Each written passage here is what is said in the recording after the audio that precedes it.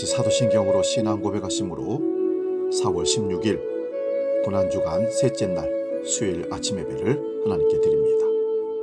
나는 전능하신 아버지 하나님, 천지의 창조주를 믿습니다. 나는 그의 유일하신 아들, 우리 주 예수 그리스도를 믿습니다. 그는 성령으로 잉태되어 동정녀 마리아에게서 나시고 본디오 빌라도에게 고난을 받아 십자가에 못 박혀 죽으시고 장사된 지 사흘 만에 죽은 자 가운데서 다시 살아나셨으며 하늘에 오르시어 전능하신 아버지 하나님 우편에 앉아 계시다가 거기로부터 살아있는 자와 죽은 자를 심판하러 오십니다. 나는 성령을 믿으며 거룩한 공교회와 성도의 교제와 죄를 용서받는 것과 몸의 부활과 영생을 믿습니다. 아멘. 찬송가 211장 값비싼 향유를 주께 드린 함께 찬송합니다.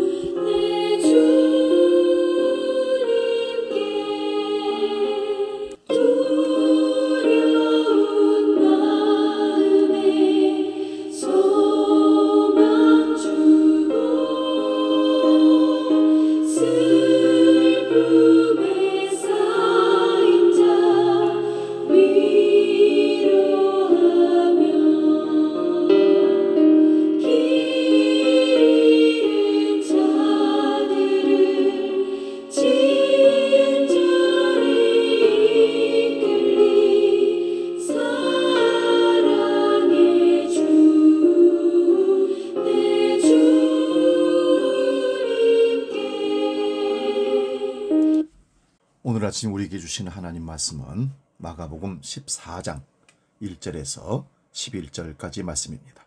신약성경 79면에 있습니다. 마가복음 14장 1절에서 11절 봉독할 때 살아계신 주님의 음성을 들을 수 있기 바랍니다. 지금 봉독합니다.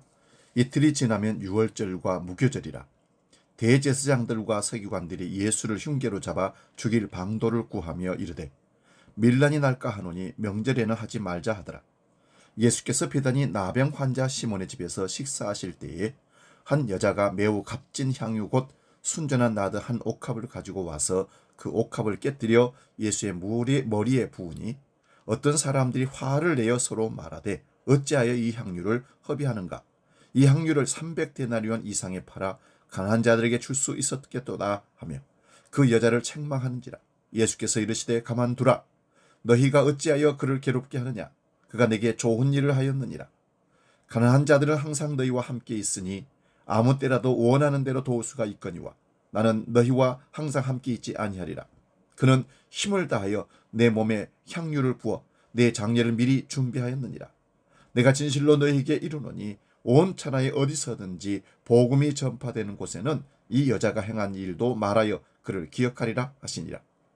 12 중에 하나인 가룟 유다가 예수를 넘겨주려고 대제사장들에게 가매 그들이 듣고 기뻐하여 돈을 주기로 약속하니 유다가 예수를 어떻게 넘겨줄까 하고 그 기회를 찾더라. 아멘. 오늘 봉독한 말씀으로 6절 하반절에 있는 그가 내게 좋은 일을 하였느니라, 이 말씀을 중심으로 말씀 상고하면서 은혜를 나눕니다. 6월절이 가까운 시점에 대제사장들과 서기관들이 예수님을 잡아 죽일 방도를 궁리하고 있었습니다. 하지만 명절에 하면 밀란이 일어날까 두려워서 하지 말자고 합니다. 이로 미루어 볼 때 예수님의 명성은 온 이스라엘 전역에 알려졌음을 알 수 있습니다. 그러나 종교 권력자들의 사악함은 잠시 숨길 뿐이었습니다. 그러는 사이에 베다니 나병 환자 시몬의 집에서 식사하실 때에 한 여인이 예수님께 나옵니다. 베다니는 마르다, 마리아, 나사로의 집이 있는 동네입니다. 또한 나병 환자와 식사를 하였음은 시몬이 병이 완치받았음을 의미합니다. 예수님이 십자가에 죽으시기 위해 예루살렘에 올라가던 중 베다니에서 죽은 나사로를 살린 기적을 행하셨습니다. 살아난 나사로는 마르다와 마리아의 오라비였습니다. 그때 주님께서는 나는 부활이요 생명이니 나를 믿는 자는 죽어도 살겠고 무릇 살아서 나를 믿는 자는 영원히 죽지 아니하리니 이것을 네가 믿느냐 하셨습니다. 이런 정황 가운데 한 여인이 순전한 나드 한 옥합을 깨뜨려 예수님의 머리에 바르는 것입니다. 그때 제자들의 반응과 주님의 반응은 달랐습니다. 제자들은 마리아의 행위를 분개했습니다. 허비했다고 봤습니다.